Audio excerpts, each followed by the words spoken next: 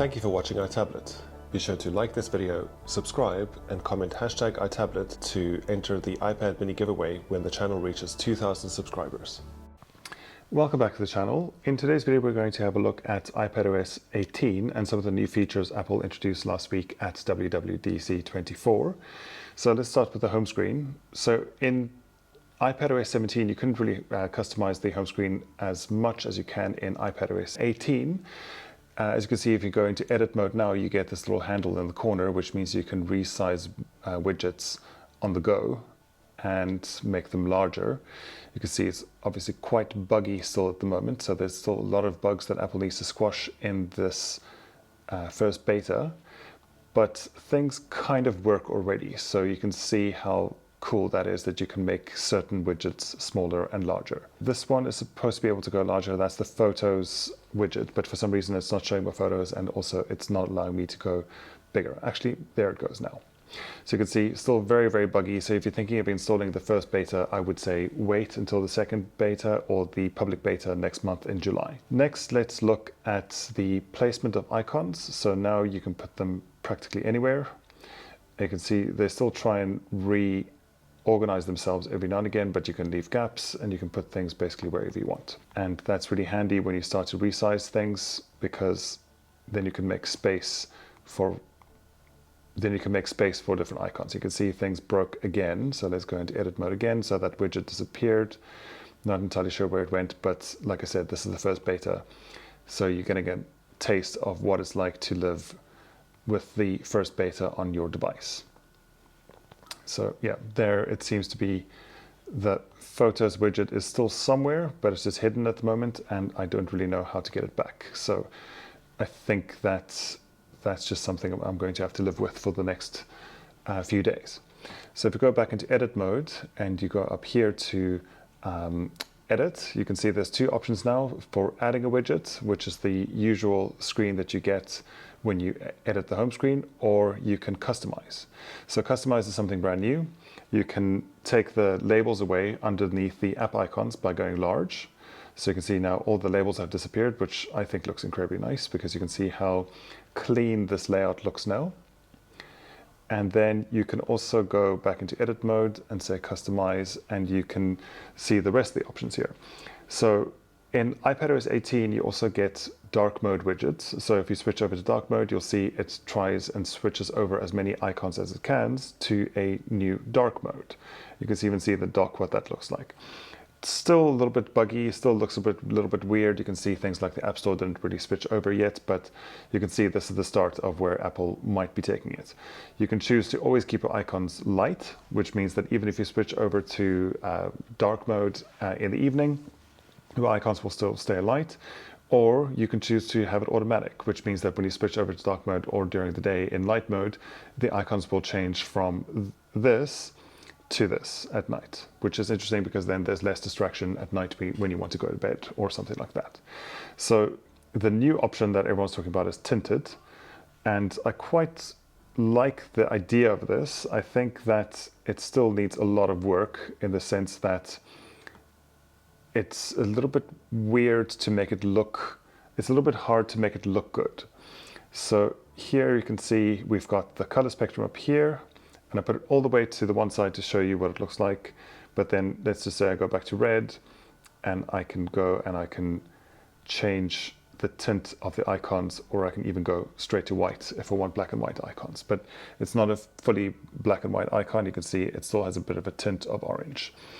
And let's go back here and let's try and make it blue so it can fit in with the background. And you know, I think this looks pretty hideous, but I think for the purposes of this demo, let's just see what this looks like.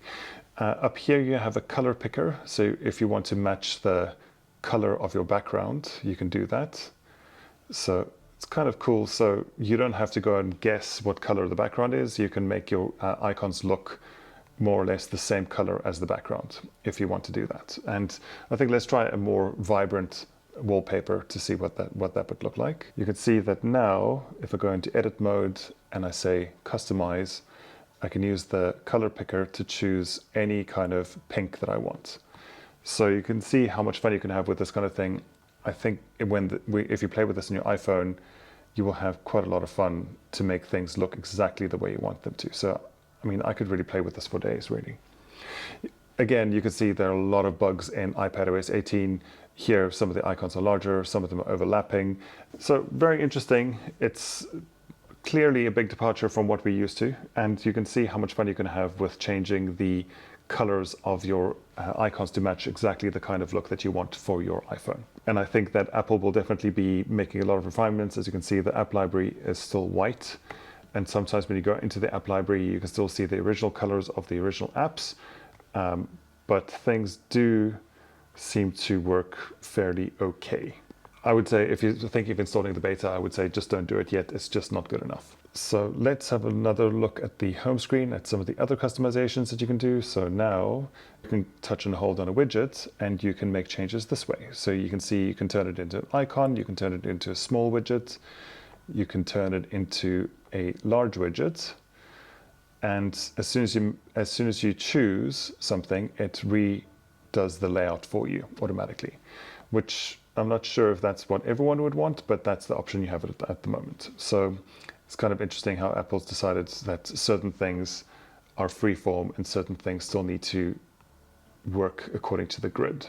So if we go back into edit mode and we customize and we just go back to regular old icons so we can see what it looks like.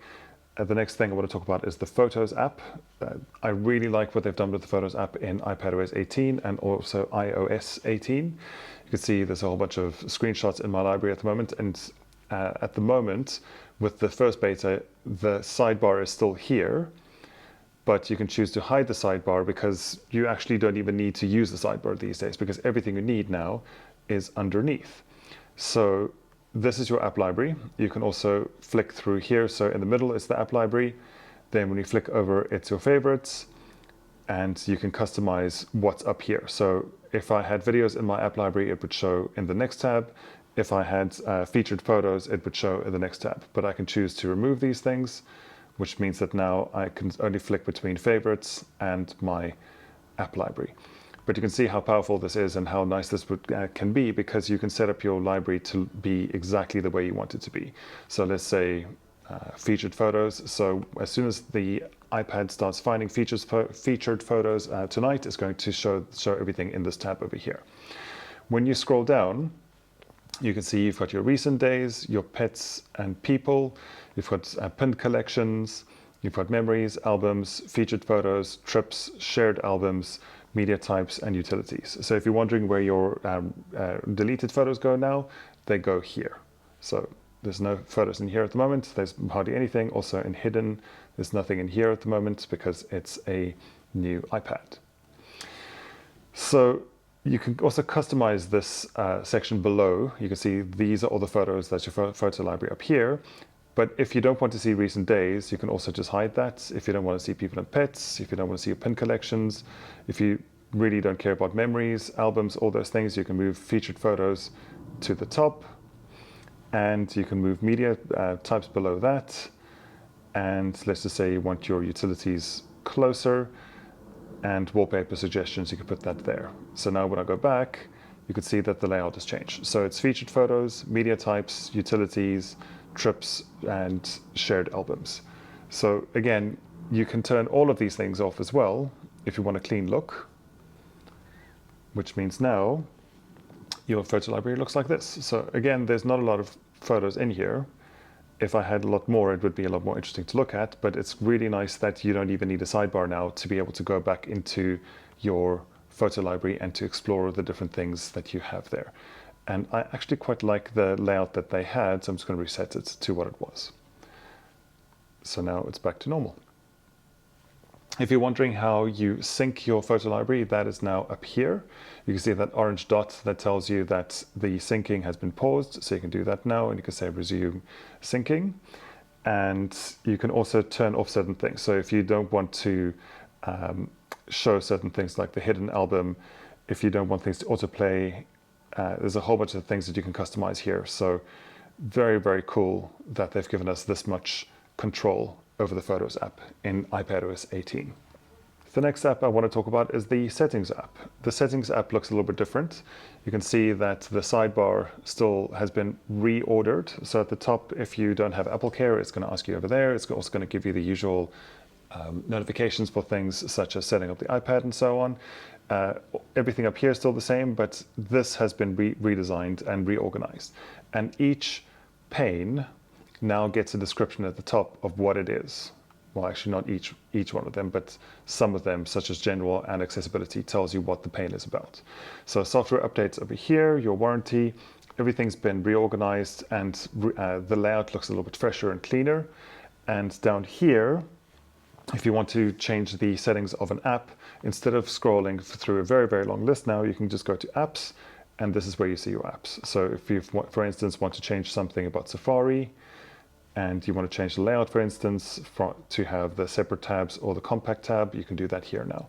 So not a big change, but I kind of like these little refinements, and I think that overall this just looks a lot cleaner and a lot nicer and easier to use because everything has been because the layout has been optimized and things now kind of make a little bit more sense to me.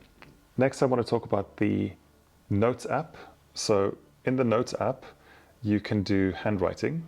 And when you start using the Apple Pencil to do handwriting, so let's just write something here such as hello, you can see Apple is trying its best to try and neaten up my handwriting, but because this is still a beta, it is not really working that well. So it's actually made my handwriting worse. And that's quite a feat when you think about the fact that my handwriting is already really bad.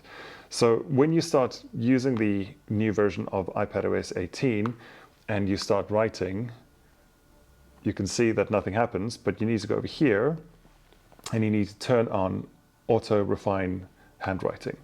So now when you write hello again, it will try and fix it. But again, this is an early beta, so things look really bad. So let's just try that again with another word. Yeah, looks really bad, but kind of looks a bit like the Simpsons handwriting or a cartoon handwriting, or it just looks like something went completely wrong. But I suspect that things will look a lot better by the time the real version of iPadOS comes out later this year in September. Something Apple also said at WWDC is that when you write something and it tries to fix it, it turns it into live editable type. And they said that you can just do this to remove the type, or if you want to delete something. But as you can see, that doesn't really work yet in this beta. Another great thing about iPadOS 18 is that now you can make reminders inside the calendar app. So if you just go back to the calendar, you can see that there's not much happening at the moment, apart from it's the King's birthday today. But then if you want to add something new to your calendar, you can make an event. So you can say new event, and you can add it. Or you can go over here, click the plus icon, and then say reminder. And you can say something like buy oat milk, or something like that. And now your reminder is in the calendar. And you can move it around if you want to put it at a different time of day, which means that if you want to remind yourself of something during later today, so something like 6 p.m. that I should buy oat milk, you can do that right here. Something that a lot of people have been looking forward to on the iPad for a very long time, I think something like 14 years, is a dedicated calculator app for the iPad. And if you want to do just normal calculations, you can go here and you can just use it like a calculator. And in the sidebar, it'll show you your history of the calculations you made if you want to go back to another calculation or equation that you worked on before. And if you want a scientific calculator, you can just click, tap on the button in the bottom left-hand corner. And then something new is math notes. So if you take the Apple Pencil, you can write out equations and it'll solve the equation for you. And if you make a change, it'll redo the calculation in real time. So it's pretty cool. You can see it's a little bit buggy here and there, but it's a cool new feature.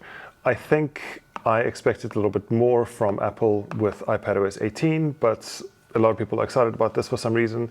And here we go. You can write out your equations now. This feature is not just available in the calculator app, you can also write out equations in the Notes app, and it'll ask you if you want to solve the equation. And there we go. And same thing as before, if you make any changes to the equation, it also does that on the fly. And it also tries to mimic your handwriting.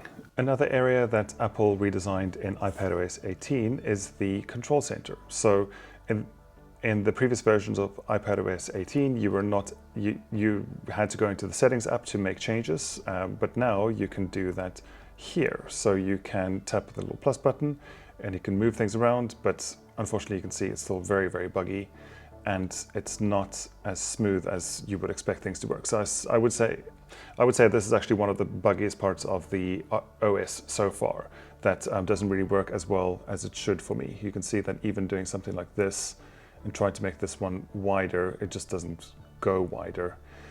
And some of the other ones, as soon as you make a change to this one, some of the other ones also break. So it's not the smoothest experience at the moment, but it's quite cool that you can make these changes on the fly and you can add controls. So if you want to add the magnifier, or if you want to add something like screen mirroring, you can really fill this thing up and you can do quite a lot in here. Let's say if you want to scan a QR code or something like that. So you can get this thing exactly the way you want it, and you can also create different pages. So if we swipe down, we can add another control here. And let's say, for instance, you just want to do music controls here. So you can take the widgets, you can place it, you can make it as big as you want it to go. And now you have a space dedicated just to music. So these are your favorites. This is for music. And as you add more controls, you can add lots of different panes of controls here. Thank you for watching iTablet. Be sure to like this video, subscribe, and comment #iTablet to enter the iPad mini giveaway when the channel reaches 2,000 subscribers.